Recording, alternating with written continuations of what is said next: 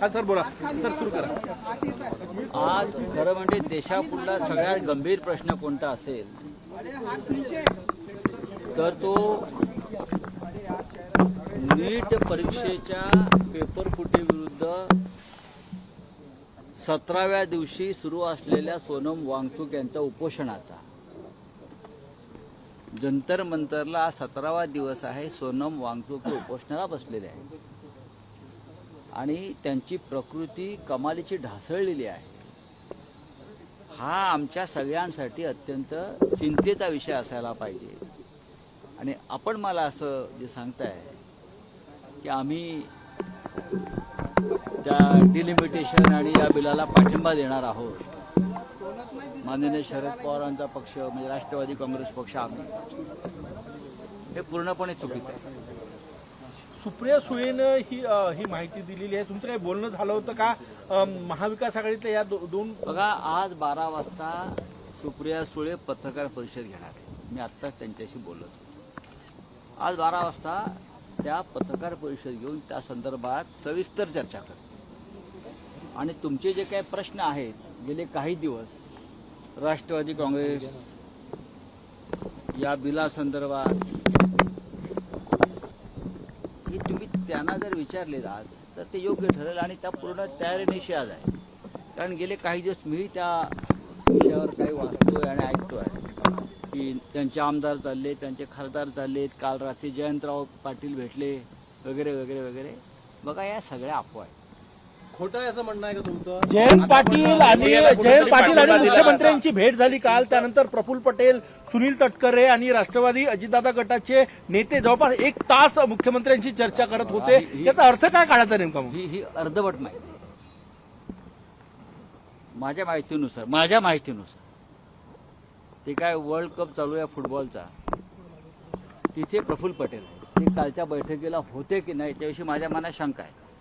प्रफुल्ल पटेल नेहमी world cup फुटबॉलसाठी परदेशात जातात, ते नसावेत। जयंतराव पाटील भेटण्यामागचं कारण जे आहे हे त्यांच्या मतदारसंघातला एका नगराध्यक्षाला अत्यंत बेकायदेशीरपणे डिस्क्वालिफाय करण्यात आलं। लोकातून निवडून आलेला नगराध्यक्ष आहे, त्यांच्या इस्लामपूर भागातला, आणि कलेक्टरने तिकडल्या अत्यंत बेकायदेशीर नियमबाह्य पद्धतीनं त्याला बरखास्त केलं आणि ही अत्यंत गंभीर गोष्ट आहे लोकशाहीसाठी।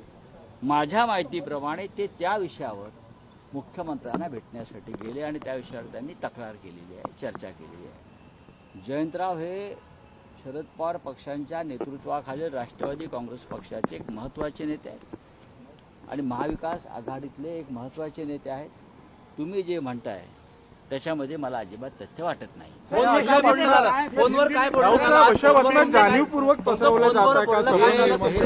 हे जाणीवपूर्वक पसरवलं जात आहे। या सगळ्या बातम्या मग शिवसेनेविषयी असतील किंवा राष्ट्रवादी काँग्रेस पक्षाविषयी असतील, मग काँग्रेस पक्षातल्या काही नेत्यांविषयी असतील, भारतीय जनता पक्षाला आणि खास करून शिंदे गटाला दुसरं काय काम राहिलेलं नाही।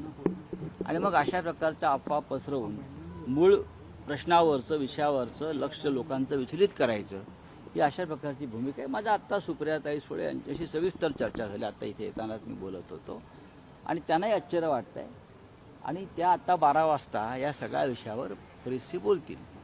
बघा, हे जे बिल आहे हे बिल या अधिवेशनात येणार की नाही याच्याविषयी अद्याप काही ठरलेलं नाही।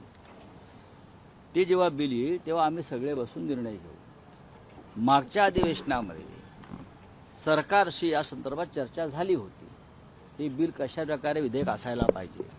त्याच्यामध्ये मग आमच्या पक्षातर्फे अरविंद सावंत त्या बैठकीला होते, सुप्रियाताई सुळे होत्या, समाजवादी पार्टीचे नेते होते आणि सामुदायिक निर्णय घेतला जाईल जो काय घ्यायचा आहे तो।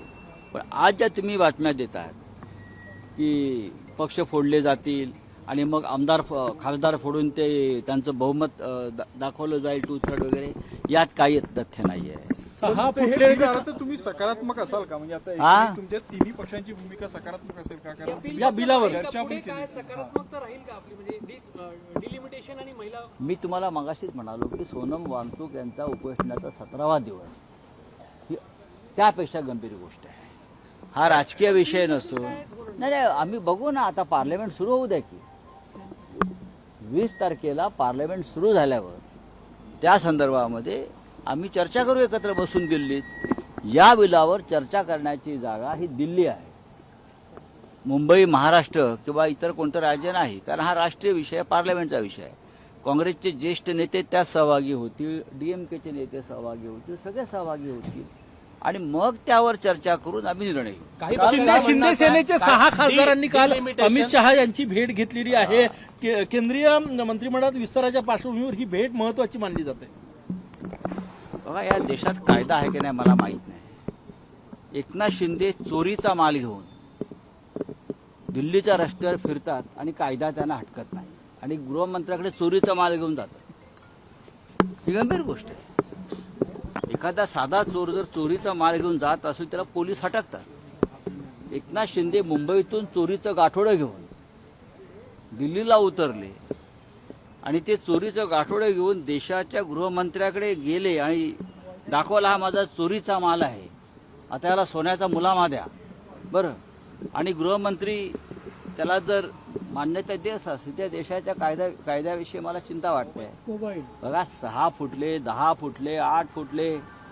आता ज्यांच्या जीवनामध्ये, ज्यांच्या DNA मध्ये चोरी हाच एक महत्वाचा विषय आहे, त्यांच्याविषयी आता काय बोलायचं. फडणवीस म्हटले की रामरक्षाचं दोन पानं उद्धव ठाकरेंनी वाचून दाखवावे. आणि महिला आरक्षण 2 वेगळे बिल आहेत. रामरक्षा आता हा विषय संपलेला आहे. उद्धव ठाकरे यांनी वाचून दाखवावं 2 पानं, असं मुख्यमंत्री काल म्हणाले. नाही वाचून दाखवणार, काय अडचण आहे. तुम्हाला रामरक्षा येते बरं का. प्रश्न रामरक्षा येते की नाही हा प्रश्न नसून राम मंदिराची दानपेटी चोरीला गेली याच्यावर उत्तर द्या. रामरक्षा म्हणायची, रामरक्षा कशी म्हणायची हे आम्ही बघू. आम्हाला तुम्ही ते सांगू नका. तुम्हाला प्रश्न असा आहे की राम मंदिरात चोरी झाली, 550 कोटीच्या दानपेट्या चोरीला गेल्या, गेल्या 12 वर्षामध्ये जवळजवळ 13,000 कोटींची लूट झाली, हे तुम्हाला मान्य आहे की नाही हा प्रश्न त्यांना विचारल्यावरती ते रामरक्षा तुम्हाला येते की नाही हे काय सांगताय. आम्हाला रामरक्षा येईल की नाही हे आम्ही ते दाखवू तुम्हाला. राम मंदिरातल्या चोरीमध्ये तुमचे लोक सहभागी आहेत, त्याच्यावर तुम्ही बोला. उद्धव ठाकरे यांची सभा ज्या ठिकाणी नियोजित होती तिथे भाजपनं पेंडॉल टाकलेला आहे. मुख्यमंत्री देवेंद्र फडणवीस यांच्या वाढदिवसानिमित्त 22 तारखेला तिथे महायज्ञ आहे. आजपासूनच पेंडॉल टाकलं आहे. असू द्या, त्यांचा वाढदिवस हा राम मंदिरातल्या चोरीपेक्षा महत्वाचा आहे आणि हे मान्य केलं पाहिजे की राम मंदिरातली जी चोरी आहे, रामाची जी प्रतिष्ठा आहे, त्यापेक्षा जर त्यांचा वाढदिवस महत्त्वाचा असेल तर आम्ही पण त्या वाढदिवसात सहभागी होऊ. असं काही नाही. आमची नंबर 1 माननीय उद्धव ठाकरे साहेबांची तिथे सभा अजिबात नाही आहे. कुठे आम्ही रामनगरमधल्या राम मंदिरामध्ये रामरक्षेचा कार्यक्रम करू. बाजूला 4 रस्ते आहेत. आम्ही रस्त्यावरचे लोक रस्त्यावरती टाकून ना एखादा हे किती मोठा कार्यक्रम आहे तो. फार मोठा कार्यक्रम नाही. काल आमचं राम मंदिराचे जे विश्वस्त आहेत रवी वाघमारे त्यांच्याशी चर्चा झाली आणि साधारण आम्ही कार्यक्रमाचं स्वरूप ठरवलेलं आहे. थोड्या वेळाने आता आमचे इतर सहकारी इथे येतील, त्यानंतर आम्ही अंतिम निर्णय घेऊ. पण देवेंद्र फडणवीस यांचा त्या दिवशी वाढदिवस असेल 22 तारखेला. त्यांची तयारी आतापासून सुरू आहे. मोठा माणूस आहे या देशातला. उद्धवजींची सभा रस्त्यावर होणार आहे का सर? राऊत साहेब ते रस्त्यावर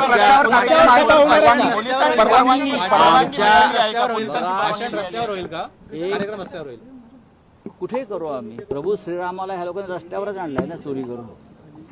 प्रभू श्रीरामाची यांनी वस्त्र चोरली, अलंकार चोरले, हा सीतामाईचं मंगळसूत्र चोरलं, कर्णफुलं चोरली, नथ चोरली सीतामाईच्या लोकांनी. काय ठेवलं यार. हिंदुत्व रस्त्यावरच आणलंय. चला, कल आप मंदिर गए थे, ट्रस्टियों से क्या बातचीत हुई? उन्होंने कुछ कंडीशंस रखे नहीं, थे? कोई कंडीशन नहीं. राम रक्षा हनुमान चालीसा पढ़ने में क्या कंडीशन हो सकती है. कोई कंडीशन नहीं है. हम लोग जाएंगे. उद्धव जी 18 तारीख को आएंगे 4:30 बजे. हम मंदिर में जाएंगे. मंदिर के बाहर एक छोटा सा हम एक मंच बनाएंगे. अगर लोग वहाँ आते हैं बड़ी संख्या में तो हम वहाँ उनको संबोधित करेंगे. उद्धव जी और हमारा कार्यक्रम पूरा हो जाएगा। जयंत पाटील याच्या जी ने बाबतच्या मुलाकात परवानग्या की है, देवेंद्र फडणवीस याच्या जी बाबतीतल्या merger सगळ्या की बात परवानग्या चल रही झाल्या है, का राऊत और साहेब सेंटर में परवानगी पाटील- आपके पास गलत इन्फॉर्मेशन है। जयंतराव पाटिल कल रात को सीएम साहब से मिले हैं, वो अलग विषय है।